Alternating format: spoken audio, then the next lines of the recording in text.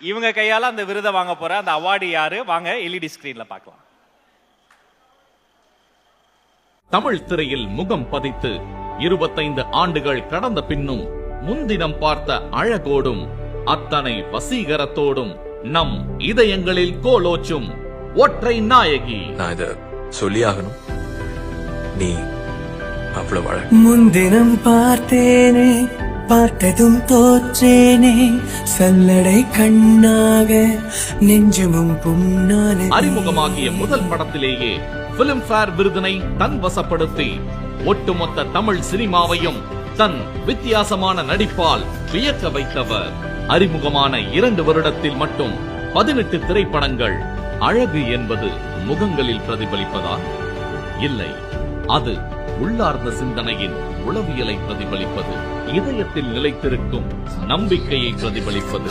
இந்த சுயசக்தி மேடை உங்களை கொண்டாட நினைப்பது நீங்கள் அடைந்த வெற்றிகளுக்காக மட்டுமல்ல, வெற்றியை எட்டுவதற்கு எத்தனைக்கும் எங்கள் எல்லோருக்குமான பாடம்.